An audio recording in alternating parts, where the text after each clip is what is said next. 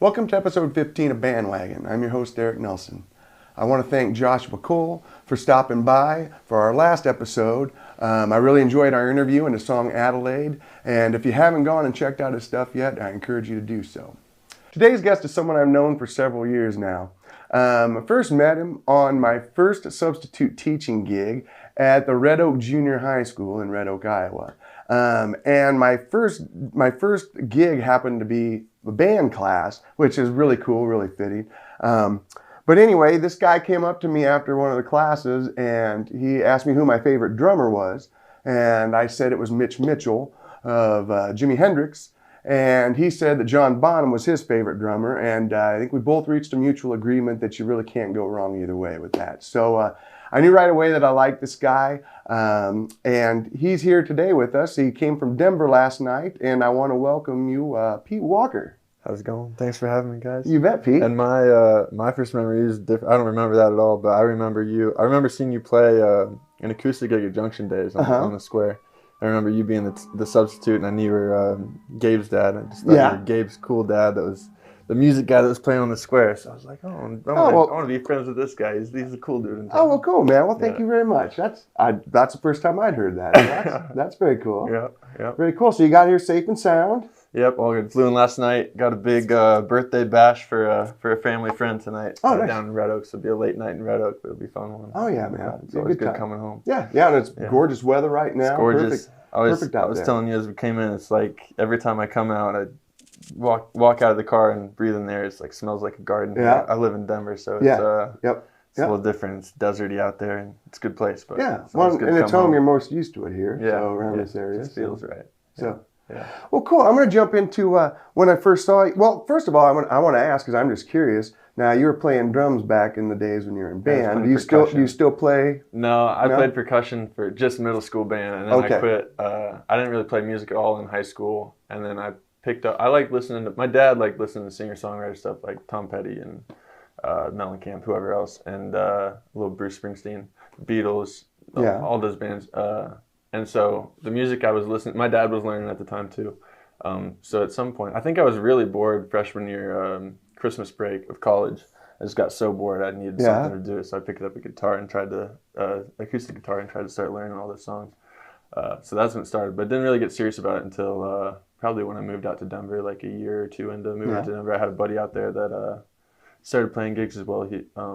He played piano and guitar, and he just kind of dragged me into it, and I was like really scared at first, but I think the first gig we ever played was like on a dock in Boji. Yeah. I was like so scared to play. I just wanted to hang out and have a good time, and he dragged me up there. It was for my little sister's, I don't know, she was like 19th birthday party or something. We played on the dock. A couple boats showed up, just friends, and that's where it started, and I was like, I don't know. We had We had quite a bit of fun the first couple gigs, and I don't know. It just kept playing. Just stuck, huh? Yeah, just stuck. Well, and what's so nice about the nerve. I still get nervous no matter how big or small a show is. I've been doing it a long time, and it doesn't really matter. But the magic is harnessing that nervous energy and being able to send it out to the audience as like a useful byproduct, that they can use. And I mean, so the nerves are always there, but that's part of the excitement of it. Yeah, they tell me you should feel nervous. I always tell them, like, I'll show up to a bar and there'll be someone that's played music before, and I'm like, I'm pretty nervous even still today. Especially at the start. Less so today, but still a bit. And they're always like, no, that's good. You should have that. If you don't, something's wrong. So, that's good. Well, the first time I saw you play was a couple years ago, and it was at Junction Days, actually.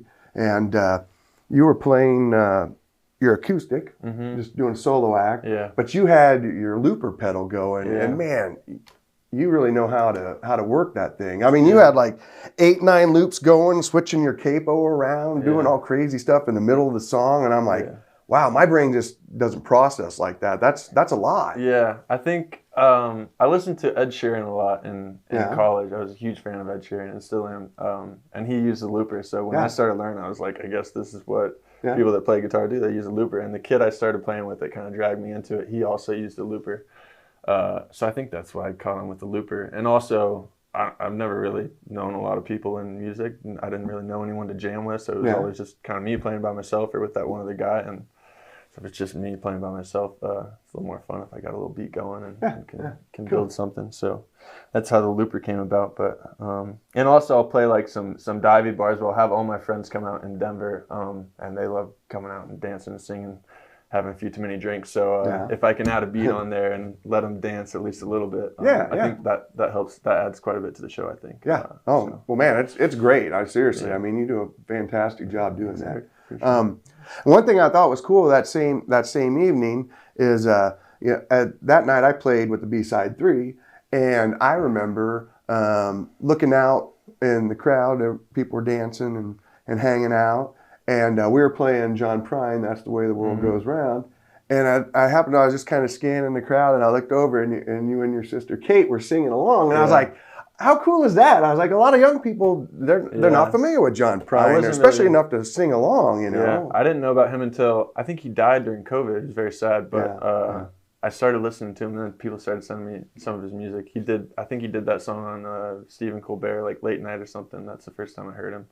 But that's a great song, and then started getting into some of his other stuff. But yeah, that goes. Yeah, he's got so many gems. I mean, he's like the gold standard. Yeah, it seems like he's so respected. He's fantastic. By whatever song, the whole industry, it seems like just has mad respect for that guy. Yeah. So, Well, I thought that was cool. I was like, man, these cool little apples don't fall too far from the tree. So that was really cool. So you kind of mentioned about some of the music you grew up on and with your dad and stuff. So was music a big part of your upbringing then? I mean, no, like my dad's been learning guitar for like 15 years. He didn't grow up with music. We're all learning all the time. We're all learning all the time. It never stops. At least it's going to be boring if it doesn't. Dad's been on. He had a guitar around, and my mom forced us all to play piano growing up.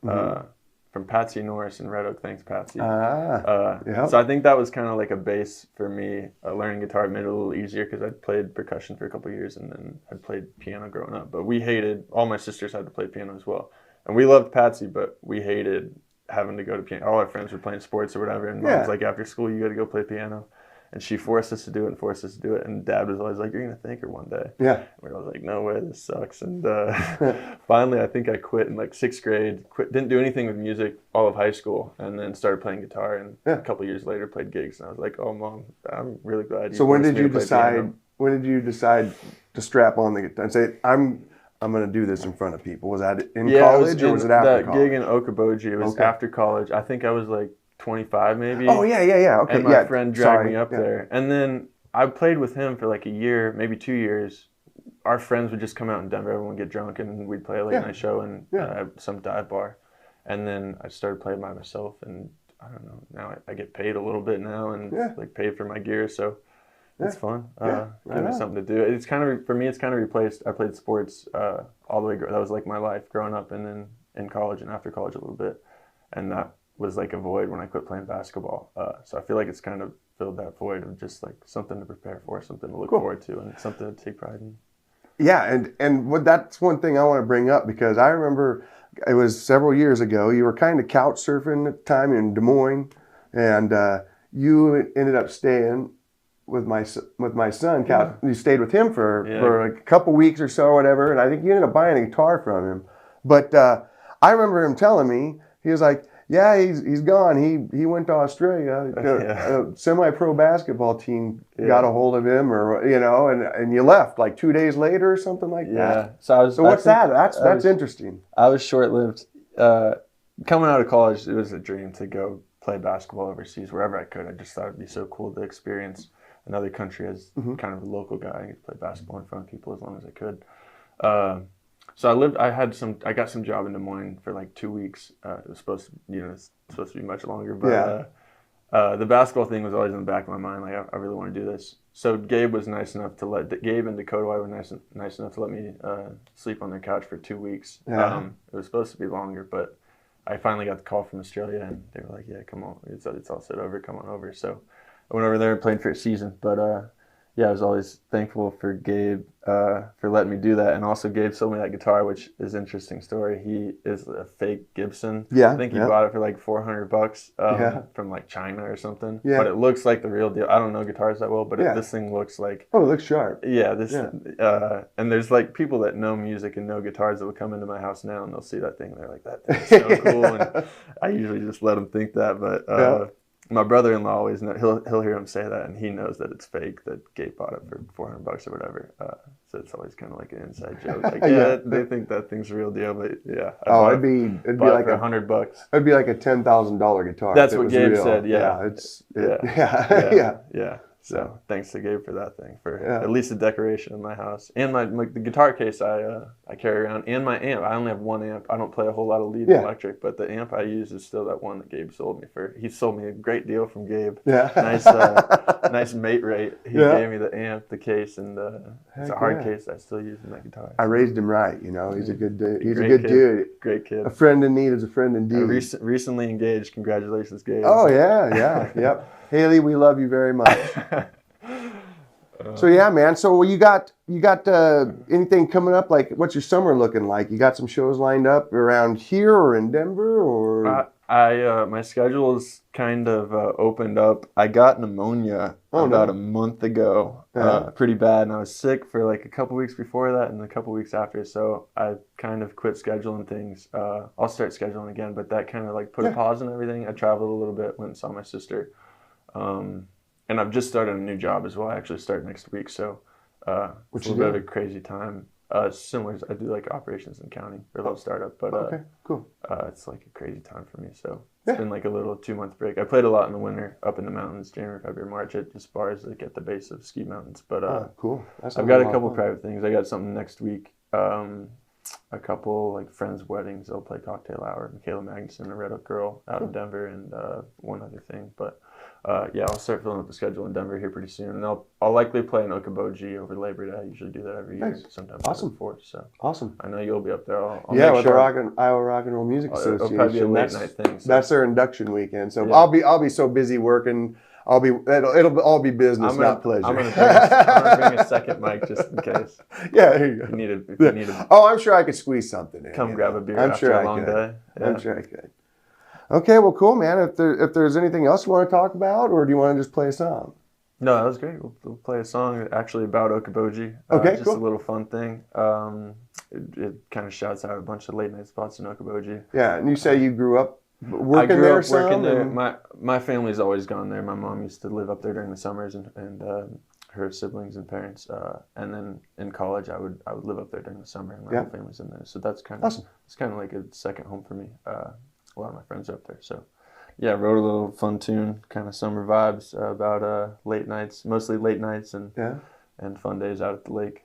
So that's what this one's about. All right, cool. We're looking forward to it, and keep an eye out for this guy. So now he's over his pneumonia and he's ready to rock. So you keep your eyes and ears peeled. All right. Thanks, Eric. Thanks a lot, Pete. Yeah, appreciate you.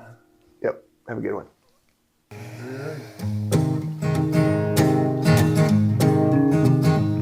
Well, we went down to the Okoboji shore. Said, gonna find me a lake girl. Come on, let's go. She said, I've seen plenty men like you before. So we went out the first night. Captain's bar was just right. Ortiz playing and a big line out the door, yeah. Love, give me one more heavy pour. Sloppy floors and cover songs, gonna ride this till the morning sun. Head on down to Murphy's for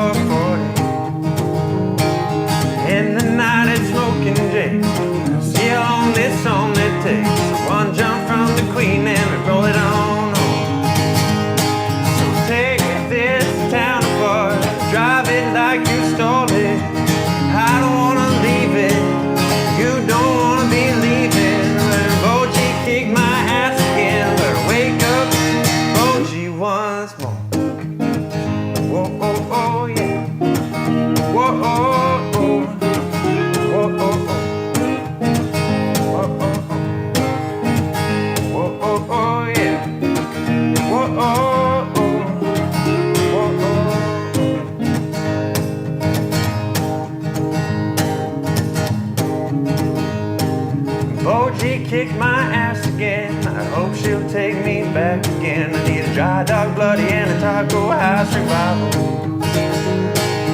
Westlake, won't you take me up once more? Heading to the U of O, get a t-shirt from the governor. Bum a ride to Miller's, now we roll. Damon singing summer nights, says it's gonna be a good night. Come on boys, we'll drink away, sure. So take this town apart, drive it like you stole it. I don't wanna leave it, you don't wanna be leaving. But Boji kicked my ass again, and wake up Boji once more. Whoa, oh, oh, yeah. Whoa, oh, oh, whoa, oh, oh. Whoa, oh, oh, yeah. Whoa, oh, oh, whoa, oh.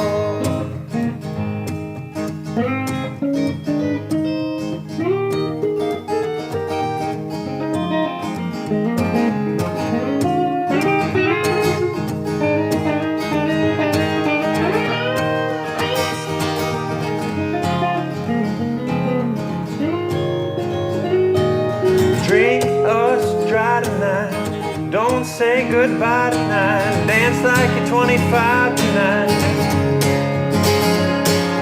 Boji kicked my ass again, but wake up